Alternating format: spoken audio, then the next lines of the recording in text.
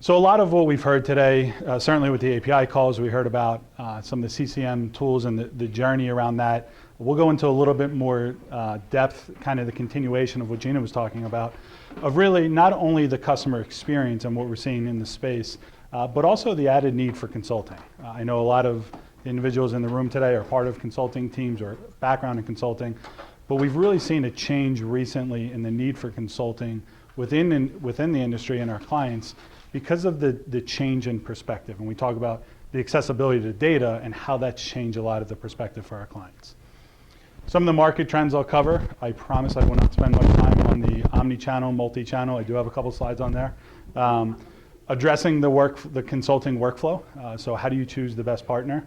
What's the best partner for you? Completely different question than necessarily choosing the best consultant in the space, right? A lot of the feedback we've heard is, I went with this one. Right? Maybe it's the biggest name in all of consulting, all right? Could be a large accounting firm. Not always the best partner for you. And really, how you address that and how you take that to the next step.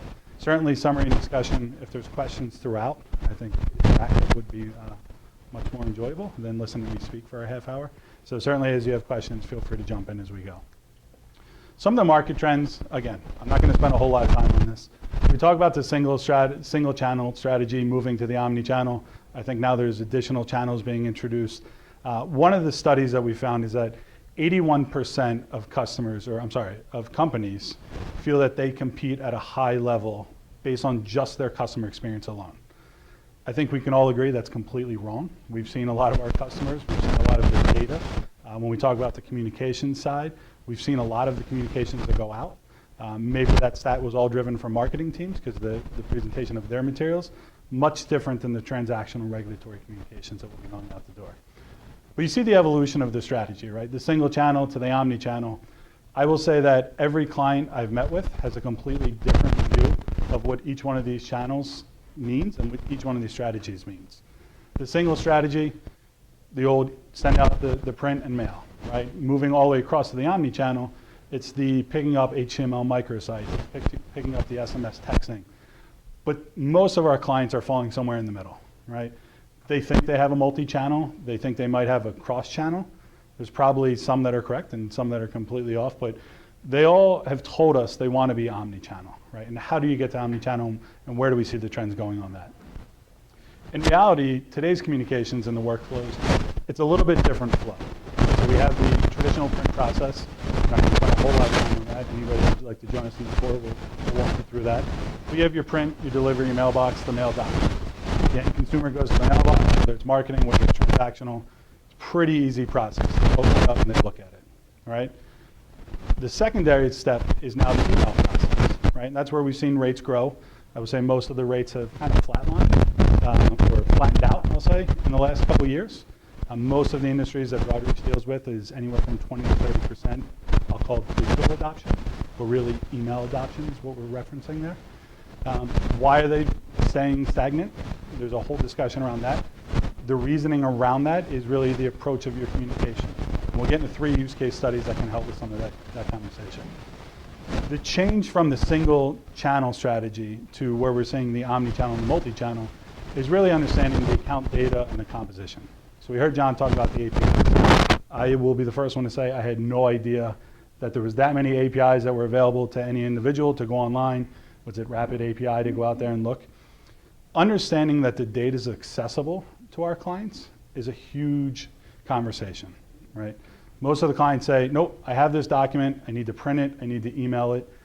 How do you get it to my end consumer? And we're saying, let's rethink that communication, right? Let's start with your data. The data is key to all the communications, right? The data is the driver of what you're trying to communicate. A lot of the operation background, and I certainly came from production, the end goal is how do I get this printed document out the door? How do I get it out the most cost-effective way? And how do I get it out the fastest way, right? Depending on the segment, is it a bill that's going out because I want to capture money back? Or am I is the driver around compliance, right? There's a regulatory body telling me I have to send this. But ultimately, it was about the data, right? Those regulatory bodies saying you have to communicate out a bank statement, it's because of the data on the paper, right? It wasn't the sheet of paper, it wasn't the image that was on it, it's the data that's actually going around it.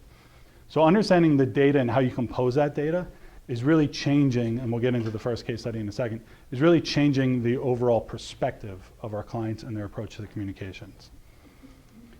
Tomorrow's communications workflow, we're so I'm being told, right? And we skipped it a little poll of the Twitter users and the Instagram and Facebook. Hopefully nobody's getting a statement via FaceTime. That'll be a big problem. But tomorrow's communications are coming across still focusing on the data, but now the next generation saying, because we have so much availability to these APIs, how can I personalize it, right? So I have all this data. How do I share it back and forth so that I can drive a communication, enhance the communication, and how do I send it maybe as a microsite, right? HTMLs. So depending on, again, the communication, it's taking that personalization to a whole new level. Again, ultimately it comes back to the data, right? You take a printed statement, we can mail it out the door. I'll go through it in the Broadridge tutorial about how many pieces we're going to mail out. I know some of the other providers in the room. We can talk about how many we push out the door, but ultimately it's about driving that data to the consumer, because if 81% of our customers are saying, hey, our biggest experience is that we compete with the customer's experience, if you're not thinking about the data, then you're completely wrong and you're not going to hit the customer's experience the right way, right? When we talk about the consulting need, the questions come into play, how do I compare to my peers, right? Tell me about the industry trends, digital rates, outsourcing, postage costs. Our clients are coming to us in the industry and saying, hey, you guys know it. And from a general perspective, you're the ones in the industry, you understand what the flow is. Tell me how I fit, right? So when we think about across all the different solutions and providers that are in the room, our customers are coming back to us saying, forget about the tool sets for a second. Forget about how I get to that end journey. How do I compare to my peers? Who can help me provide some of that information, some of that research? How do I compare? Tell me about the industry trends. I sat with a client, and I think we all go back to the insurance space because I think they're probably 20 years behind for the most part. But when you talk about it, they say, how do I compare within the industry for my digital rates? Okay, well, everybody's rates are here. And a lot of the feedback we have from certain individuals within our customers are, my rates are phenomenal. We're saying, okay, great. And they say they're phenomenal because I saved $1 million last year in postage costs. I said, okay, great. You should have saved $4 million, right? So there's different ways of looking at it. If your end goal is to improve your digital rates by 5%, great. Let's talk about the different tools, how we leverage the data to drive that communication. But if you're talking about how you just compare to your peers and what the industry is seeing, well, insurance, you might be way behind. But some of the credit card industry, you might be way ahead on things like that, because they're leveraging the data and how they want to communicate it out. The other side of it is, tell me about my customer's user experience, right? So I think this is a common theme that most of, I'll say even us forget, is we all have great ideas. We all bring marketing campaigns and digital strategy campaigns. We talk about our data attributes, things like that. We're going to tell the customer how they should receive it, right? Putting aside preference and consent management for a second, we're going to tell the customer, this is the best messaging for this communication. This is how you should like to read it, right? But that's not always the case. How often are we going back to the actual customers?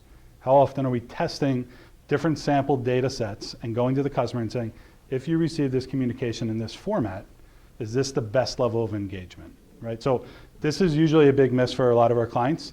Their marketing teams want to come in, the compliance teams want to come in. Everybody's got an idea on how to make that communication a better communication for them, but they're not trying to make the communication a better communication for their customers, right? And then how do I compare it to the last best CX, right? So the last best customer experience, that's great. You've compared XYZ to the last experience. How are you preparing your platforms now for the next best experience, right? Because if you're focusing only on the last experience, you're probably already behind, right? We talk about the, we'll get to the next slide, I'll jump for it. We'll talk about the Apple, right?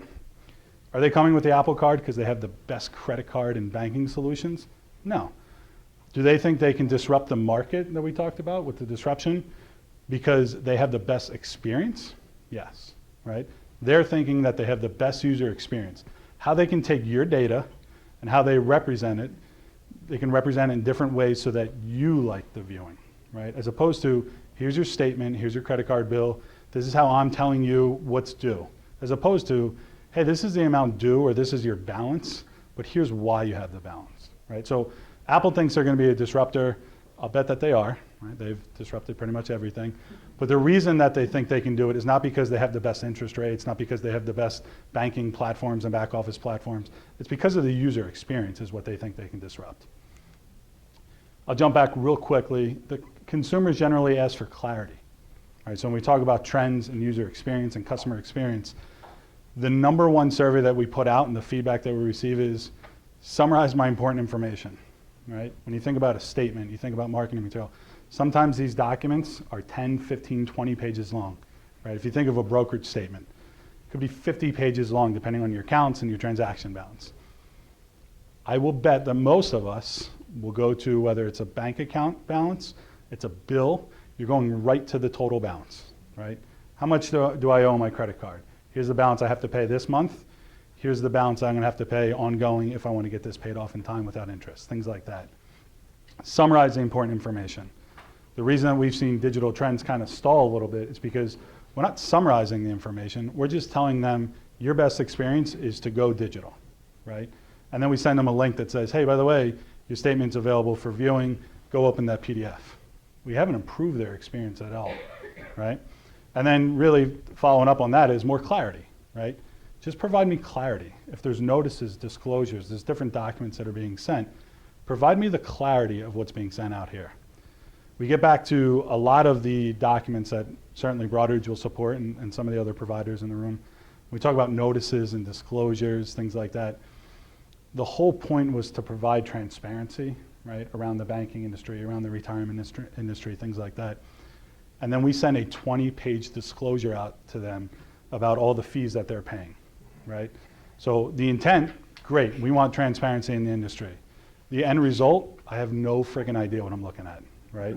They're opening these documents, they have no clue, nobody's even opening them. If they are, they're going, what is this? Did I make a trade? What happened? Right? So summarize the information and then provide more clarity. So moving to true examples of what we've seen recently with clients and how the consultative approach has really worked and what we've seen from feedback and clients we've worked with and even consultants that we've brought into Broadridge to help us with.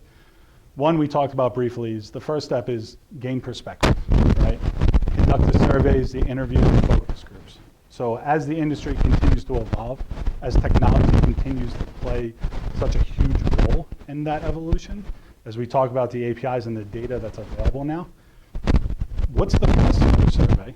Right? Do the interviews with the internal teams as well. But the consulting needs to come into place because we're looking for industry professionals to come in and say, here's what we're seeing, right? Here's what we've interviewed from your different teams and what we've seen. I think some of the slides, I think Gina and John both had it, is talk about the siloed approach, right? When we've gone into clients, regardless of what the solution that we're proposing, the first thing is, hey, this is what I want. Help me get my boss on the other side of the business to buy into it as well, right? Because you have the marketing team that members are raising their hands saying, great, I want these digital capabilities, we have all this information, let's push it out to them. Then you have the operational team saying, no way, there's no chance I'm pushing this out, right? So conduct the surveys and being transparent. That's what our customers have come back. Pick a customer journey map to actually review. So we talked about walking in and saying, this is where the customer is lost, right? This is where we stop focusing on the customer. When you talk about the journey mapping, the clients come in, if they have 20 different platforms they're working off of, they probably have 100 to 200 different document types that they're solutioning for, right? So when you start doing all of the journey mapping at once, you're not going to get very far. We talk about boiling the ocean. But if you select a single customer experience, a single journey to map to, then you can actually take that approach and leverage it 2 or 3 times throughout all of your other documents, right? But you have to find that starting point for that solution. And then conduct the customer experience workshop. So bringing in the cross-functional internal teams. That's one thing we like to stress across the board is having multiple teams. The marketing team is completely different from the operational compliance team, right? That's over and over again what we've seen. You can get everybody on board from a marketing team. You get nobody on board from the compliance team, or vice versa, right? Depending what the need is. But having that workshop, that customer experience across the internal teams is the big driver and the need for the customer base. When we talk about the feedback from when we do these services, fewest clicks as possible gets me where I want to go, right? So we talk about digital. How do I get digital and how do I make it useful? Like, can I send the email? Great, I sent the email. Is anybody opening it? Who knows, right? We could track it, we can pass back the information. Does it tell them why they're not opening it? Not necessarily, right?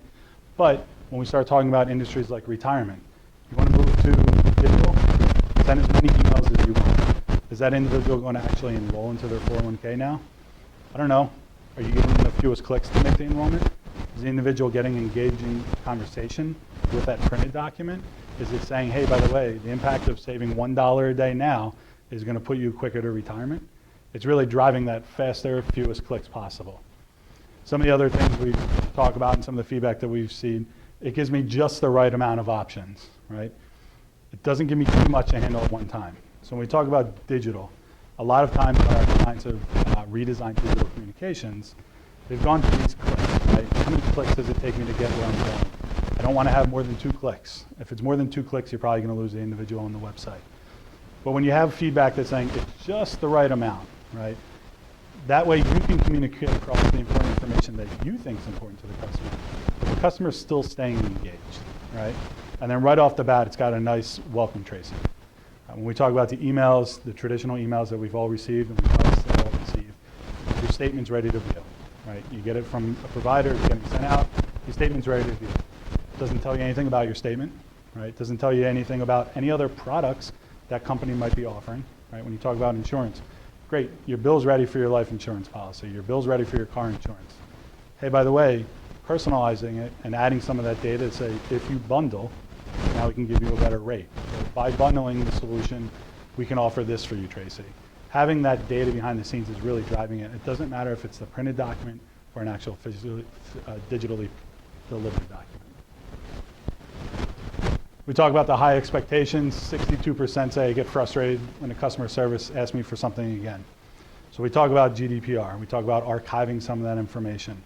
The biggest change or potential change that we're seeing is that all that data is now available. So those call centers have availability to look up that information. They don't have to check for it 3, 4, 5 times throughout the process. Just like if I'm a user going to your website and I click, if I'm clicking 2 or 3 times on board, if I have to tell you 2 or 3 times what my account number is or what my name or city and state is, you're not going to call back. You're just done. We talk about, I think Skip was the only one that raised his hand saying, you know, he's not going to take it much from a lot of different customers and issues. Most users won't stay, especially when we talk about the millennials. They're not going to stay with somebody if another provider is creating a better use case and better experience for them. The second step we'll talk about is the step to better communications is visiting the customer's design. Right? So the design perspective is huge. I know there's a client I'm working on right now. They provide their statement. I swear it was something from a 1980s computer that said, this is the statement, this is what we want. We kind of said, sure, we'll do that. Are you sure you want that? You know, their head of operations says, absolutely, it's worked for 30 years for us. And we said, okay, great. Yeah. We said, great, we'll do that. Here's an example of something else we can do. And they said, oh yeah, well, we can do that. Let's do that, right? So making that change, it's not really the cost of change, it's the cost not to change, right? What are you doing, and this client's 30 some years behind now, what are you doing that's preventing you from jumping forward? Whether it's your platform, whether it's the technology you're working off of. It's the cost of not changing that clients and CEOs are most worried about, because they're saying, this has worked for me, I've always sent this communication, I've controlled my costs to an extent, right? But how's it impacting my customer base? And this client, by the way, was in retirement, so I saying, you haven't changed in 30 years. I guarantee your client has changed a little bit in 30 years. But the design perspective has been huge lately, and a lot of times our clients come into play and saying, help me with the design. How do I look and feel? And this really takes it a step past just the imagery that would be on the statement. It's really doing testing around, where's your eye going right away? Right? If you picture most individuals when they open up the statement, you picture almost like the letter F going across. They're saying that's where your eye looks at. They look at the top left, and they go left to right, they move down a little bit in the middle, they go left to right, and then they probably don't go left to right down the bottom of the page. Well, if you want them to have information that you want to be read or to be acted upon, why would you put that information down in the bottom right, right? You know they're looking for their account balance. Put the account balance on the bottom right. Let their eyes hit the top left first. Right? So it gives a little bit of different perspective for them to look at the design. Everybody talks about, we have the Dalbar studies, and, you know, testing, things like that, but it's really not just what's the best for the financial industry. It's what's the best for the consumer. And that's why Apple Card, things like that, they're disrupting the market because they're saying, I'm not worried necessarily on the actual communication and the distribution of things. I'm not worried about the banking industry or the supermarket industry. I'm worrying about the customer. I'm thinking about what the customer wants to see first, right? And then test and learn. So certainly learn from the results of the testing that you've passed out there. A lot of the clients come back and say, great, thanks for the feedback. There's a statement we want. We said, great, thanks for wasting our time. We'll give you that statement, right? We talk about print. It still resonates, it's still important, but it's valuable weekend, right? I know I've been doing this for 13 years now. I know when I told my parents I started with Broadridge, at the time was ADP. The first thing my dad said, he's in construction and my mom's a school teacher, they said, I thought print was going away. I'm like, Dad, do you even know how to elect for e-delivery on your bank statement? He said, no, but I've heard print's going away. I said, okay, thanks, Dad.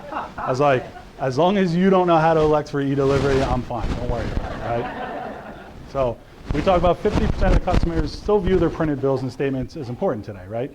But 38% think they're going to be important in 3 years, and only 35% or 34% think in 5 years. I can tell you that why the trending is saying there's less value in the printed statements, we're not seeing it because those rates are kind of stalled a little bit. And they've stalled because a lot of individuals are saying, great, and I'm one of them, send me my printed statement, right, or my bill. You can send me the email too, and if it's a bill, I'll probably click the link and I'll probably make my payment that way, but I still want my bill, right? I still want it, put it on my desk at home, I put it in the cabinet, and then I go online and pay. So while print still resonates, the value might be weakening, but that doesn't give our clients the opportunity to really think about, hey, why don't you do the redesign now? Why don't you offer up some of the digital capabilities? We talked about the API, the consent and preference management tools that are available now. Don't tell them they need to get this document emailed to them. Don't tell them if you select email, everything's emailed. Because the data is available, right, when we talked about the first couple of use cases and the strategies, because the data is available, you have 300 documents. Why don't you group them? Why don't you say, hey, by the way, your notices and disclosures, go ahead, send an email. You're not going to read them. We know you're not going to read them. But the stuff that you as a business unit thinks it's going to have the biggest impact, right? Again, back to the retirement, bill pay companies like insurance. Why don't you send those print? Why don't you give those the option to do both? And now you have a completely different solution because you're addressing their concerns on what they want to read, when they want to see it, and how they want to see it. You talk about the double dippers. Just an example of redesigning it. You have a ton of different options. Ton of different options. I did send us some PDFs, so it's not going to show through. But the double dippers are probably key, and probably when we talk about costs, the biggest nuisance to most of the COOs that we've dealt with is I'm tired of paying to send this out twice. Right? I don't want to send an email and the print. One use case that we've promoted, and it's been on Broadridge webinars and things like that, is there's a large credit card company that said, great, I'm turning off print, right? I have a better digital experience. I'm turning it off. He said, that's probably a terrible idea. Right? They said, nope, I know my clients, I'm turning off print. They turned it off. They have 30 million customers. 3 months later, they said, holy shit, I'm not getting any payments. We said, you guys turned it off. Like, most of your people didn't ask for that.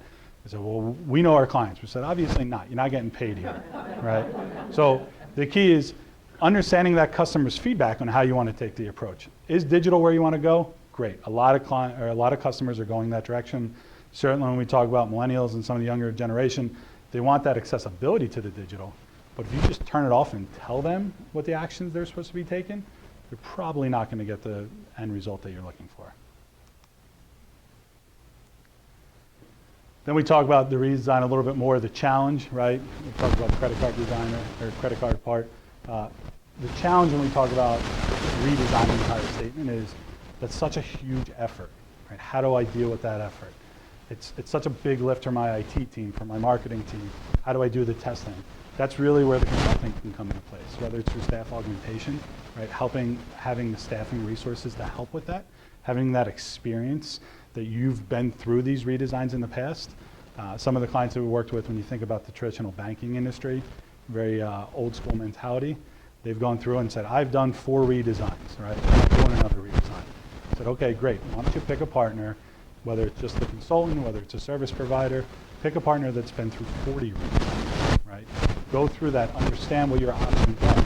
Understand that it doesn't have to be everything you're thinking about, because the data accessibility is much different, and it's a lot easier to move around than it used to be in the past. And then certainly measuring those metrics. When we talk about the perspective, the different, the different metrics, the open rates, click-through rates, survey rates, this is the big step on the consulting that I think some of us have missed, and rightfully so, us as well. You put something in place, great, it works, we launched it, we went live. Phase 2 doesn't necessarily mean a whole secondary project, but phase 2 could mean how are you measuring what you've put in place. Measure it before you implement it, right? Measure it before you create that whole new design and launch it to everybody, but then go through and have select pilot cases, how you're measuring that, how you control that environment for that redesign, and see what your rates are, right? Did redesigning that e-delivery help with the double dippers? The original email was 22, now we're up to 64% growth, right? How you want to redesign it, whether it's a printed statement, whether it's a e-mail. And the third way is analyze the communications in the work, right? So I think Gina was really getting into a lot of this as well. When you talk about the different platforms that many of our clients have, there's 20, 30, 50 different streams. The small banks, as they continue to grow with fleet, you talk about some of the other large banks that they grow by acquisition. So does insurance. They grow through acquisition, right? But now every time they've acquired, they're probably already looking for the next acquisition, and they haven't really analyzed all the technology platforms that are out there under their umbrella. So when you go and say, hey, we can help you with these costs, right, from a distribution side of it. Okay, but I have a facility in Kentucky, I have a facility in Washington, I have one in New York, and I think that's really what's driving everything. But they're not really taking an inventory of all the different solutions that they have placed. So a big change in what we've seen is having the ability for a consultant to come in and just inventory the solutions that you have. Inventory the solutions, inventory the document types, right? I think most of us have gone through transitions where we brought a client in-house and we said, this is my volume, these are the amount of documents I have. I said, okay, great, thank you. Then we start launching, we say, what are all these documents? What are you gonna do with these, right? You told me about your statements, you told me about your conference, things like that. What about all these other documents that are probably small in volume, but you still have to produce them? So if you're gonna do an outsource model, how did you inventory all this information? Identifying both internal and external softwares. Depending if it's a full service provider or not, that can be leveraged both sides. We talk about, John, with some of the partners that we have on the Broadridge side, working with Compart. There's so many different providers and partners that we have to reach out and say, are we partnering with them on this? Is this something that we already do as a solution? But how do you identify that? Because I'll tell you, most of our clients don't have that inventory list because of acquisition, because they don't even know who to call because they've grown so quickly, right? And then resource alignment. Classify the external partners, right? How are they utilized for transactional marketing, right? Identify internal partners as well. So these two, the resource alignment, again, the siloed approach, what your approach is, do you have the business partners? Do I run the entire document management solution for a firm, but I'm not the business owner for some of their business lines, right? So you've gotten the operations guys, the document management solutions, you've gotten them on board. Does anybody even call the business owners across all their different lines to say, hey, by the way, we're about to make a change, trust us, it's good for you, right? The consultant approach comes in and says, here's the changes that we suggest, here's all the different partners that it's going to impact, right? And just returning that information. It's not even necessarily a next step in that case. Sometimes it's just providing them that information. And that's really where consulting is kind of taking a turn, is providing the information back to them so they can go across the board, not just the operations team, but the marketing, the business owners, and compliance teams as well. Talk about what makes a great company's CX, what makes a company's CX great, right? We have the SMS, been out for a little while, email notification, preference management, but taking that journey all the way over to the customer service, the ease of online account navigation. I know the APIs are huge for Broadridge and many of our clients as well, because when you start talking about the digital aspect, right, the GDPR, having that data available, how do you search that data, right? How do you pull that information back and make it a valuable source to your clients? That's huge. And you see the journey map across the board here, it's not ending, right? There's no finish line here. It's just going to continuously move forward. Because when we talk about ease of online account navigation, we talk about call centers, right? The robocalls and having somebody pick up the phone and say, okay, tell me your ID, and it's a robot, and then they hopefully answer your question, right? How do you make those call centers a little bit more valuable? It's about that data and having the accessibility of the data, because they're searching a database essentially, right? They're pinging back and saying, here's what I was told, do I see it anywhere? Can I verify it anywhere? Things like that. How do you make that data searchable, right? How do you make all of that information available so that those call centers are having quicker answers, quicker conversations, better experience for the customer, but just as important, a much more cost-effective solution for the client, right? One of the examples and case studies we went through that we've worked with a client is you have the lines of businesses, you have the document and output styles, right? And you see all the publishing platforms, right? It's a mess, it looks like a mess. This was actually reference from the client. They provided something like this and we thought it was a joke. We said, your arrows are going everywhere. Is that serious? And they said, what's wrong? And so we said, if you can't see it, I'm glad we're here. So we go through and you go through all the different platforms that they have, whether it's a content management platform, whether it's a true composition platform. You have all the different solutions. Some are homegrown, some are marketing platforms, right? The biggest thing we hear on digital is, no, my marketing team does that, right? My marketing team has an email platform. Okay, great, but they're communicating something completely different than what you're supporting, right? And then your output vendors. And by the way, I think most of us know, a lot of the clients that are out there, it's not one vendor or two vendors. They might have 3, 4, 5 vendors supporting their print, supporting their e-delivery, supporting their archival, right? How do you streamline that from a consulting perspective and say, okay, here's your lines of business. We're still gonna handle the output and transactional types. Here's how you can streamline it so that if you get to the output vendors, right, you can either consolidate it or at least you know what the inventory of platforms are now. So if you choose to make a decision to outsource, if you choose to make a decision to insource, you have all the information there in a little bit more simplistic view than the top line, and you're not gonna have to go to your business partners and try to explain this graphic compared to going and saying, here's what we're gonna do, and here's your new providers. So we went through some of the 3 cases that we've seen as the biggest players for consulting recently. Gather perspective, right? Revisit communication, redesign. Doesn't matter if it's just print or digital, it's the redesign of that communication. And then analyze the work. These are the 3 main themes that we're hearing over and over again from our clients and in the space. Right? But what the step further is, what's the underlying problem, right? What are we struggling with? Why are we struggling with that? Putting aside costs for a second, obviously a huge driver. But the main themes are technology, process, and people, right? Those are the 3 themes. This is where we're gonna struggle with. How do we help support technology, process, and people? Is it better to keep it in-house? Do you have a solution already that's more efficient and you need to just consolidate, right? Is it just the process, right? It's expensive, it's custom. We've acquired somebody, now we have 6 of the same process, depending on who you call, right? And then the people. And I know we kind of joke a little bit about this one right here. Retirement eligibility, limited technical resources. I know I've been on countless projects where our clients have said, I need to get this done by X date. Why? Do you have a compliance issues or something coming up? No, we have a lot of people that are going to retire on this date, and we need to make sure we hit it by this date. So again, it's about understanding your people, right? As much as the process and the technology that's in place, it's understanding your people and what resources are available. And with the consulting approach, you have the ability to not only bring in different partners, and by no means is this just a Broadridge saying, hey, we have every technology piece of information that you could use, because we have many of the partners in this room that we leverage, right? It's technology, it's the process and people, but it's kind of grouping those together and having that industry perspective to be able to help the client guide their direction on what they want to do next and how they want to deliver on these. How do you find the right partner, right? Leveraging a partner that's focused on the industry.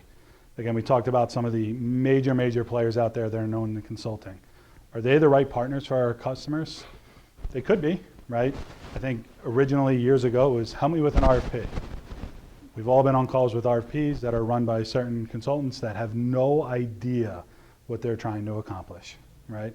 They know they were brought in, they got a huge check to run an RFP.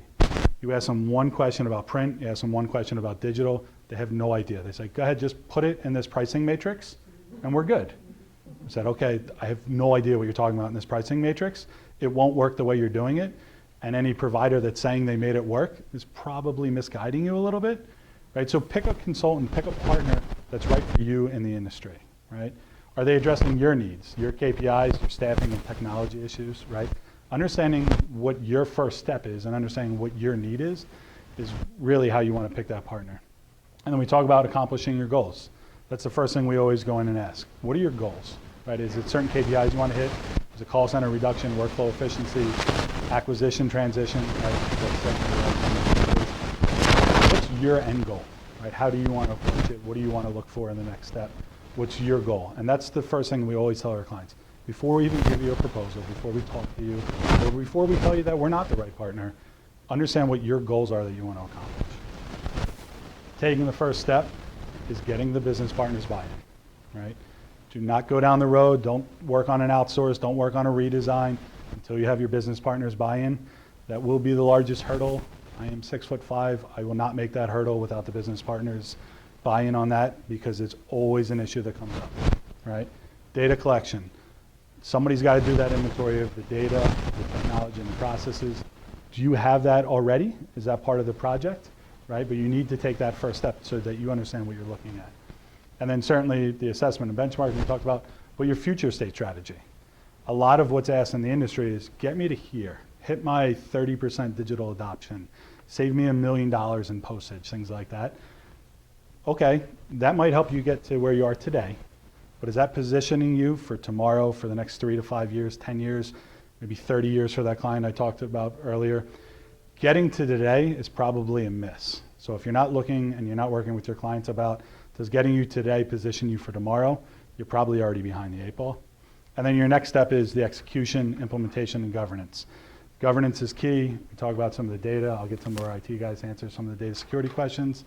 But when we talk about the governance and transition management, not necessarily just the staff augmentation for IT resources, things like that, but do you have the right controls in place? Are you looking at the data the correct way? Do we even need to see that data, right? As a consultant, is that necessary? And how do we keep you on project and on task with that? You have deliverables, you got half your team's retiring in 6 months. How do you keep focus on that project management side? So that, real high level, certainly if there's any questions, what we want to accomplish is, that's really what we've seen a lot recently from the clients. Talk about the consulting movement, the evolution from traditional practice 10 years ago to actually what we're seeing today. A lot of it's really about educating your own clients and picking the best partner with them.